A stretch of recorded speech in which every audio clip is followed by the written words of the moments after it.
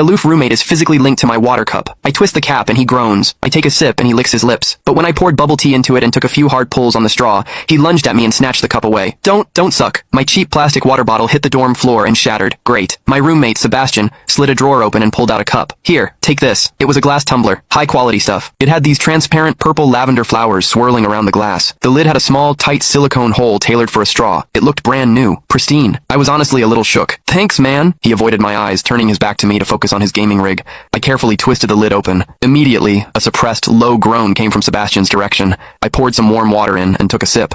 Sebastian sucked in a sharp, jagged breath. His hand on the mechanical keyboard trembled, his fingers slipping off the keys. He licked his lips, looking like he was enduring some kind of torture or intense pleasure. His lips were thin, the Cupid's bow sharp like a knife. Looking at them made me want to bite them. Yeah, okay, I admit it. I'm into Sebastian. I swear to God, before I met him, I was the straightest guy in the state. After high school, my only plan was to get to college and bang a hot, bubbly cheerleader. But the moment I walked into this dorm and saw Sebastian, that plan went out the window. 4 years of college and he's the only one I want to mess around with. But I couldn't tell him. No way. I was terrified that if I spilled my guts, we wouldn't even be friends anymore. Because Sebastian is straight. Like, painfully straight. Only 2 weeks ago, he turned down a senior, a varsity swimmer, total stud, who asked him out. After that, Sebastian came back to the room and sat at his desk with a face like thunder for hours. The guy must be a raging homophobe. Maybe it was because the cup was a gift from my crush, but that warm water tasted sweeter than usual. It had a weirdly good aftertaste. I grabbed a straw from my desk and shoved it deep into the hole on the lid. The second I did, a strangled moan ripped out of Sebastian's throat. He bolted up and sprinted into the bathroom. Weird. We were just gaming. Why the hell did he suddenly need a shower?